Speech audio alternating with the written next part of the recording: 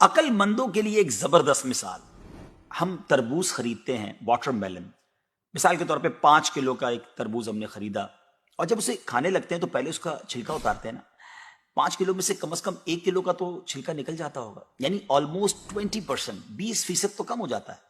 مگر کیا کبھی ہمیں افسوس ہوتا ہے اس کا؟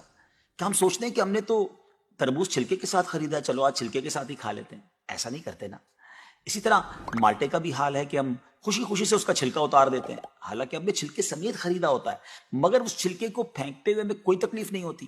یہی حال مختلف پھل اور سبزیوں کا ہے. اچھا، ہم چکن بھی تو خریدتے ہیں، زندہ ثابت، اسی کو تولتے ہیں، تلواتے ہیں، پیسے دیتے ہیں، مگر جب کھانے کی باری آتی ہے، پکانے کی باری آتی ہے، تو اس کے بال، اس کی خال، اس کی آلائشیں نکل جاتی ہیں، تو ویٹ تو کم ہو جاتا ہے. مگر کبھی اس پر دکھ ہوتا ہے؟ نہیں نا. تو پھر 40,000 میں سے 1,000 دینے پر، 1,00,000 میں سے صرف 2,500 دینے پر ہمیں کیوں بہت تکلیف ہوتی ہے؟ حالانکہ یہ صرف 2.5% تو بنتا ہے، یعنی 100 روپے میں سے صرف 2.5 روپے. یہ تربوز، کیلے، آم اور مالٹے کے چھلکے اور گٹلی سے تو بہت کم ہے نا. اسی تو زکوٰۃ فرمایا گیا. ہاں، ایک اور بات، سال میں ایک ہی بار دینا ہوتا ہے. مالٹے کا، تربوز کا تو ہر بار چھلکا اتارنا ہوتا ہے نا. یہ 100 روپے میں سے 2.5 روپے یا 1,00,000 میں سے 2,500 روپے سال میں ایک ہی بار دینا ہوتا ہے، اور اسی کو زکوٰۃ کہا گیا. کیا برکت والا کام ہے یہ. مال بھی پاک، ایمان بھی پاک.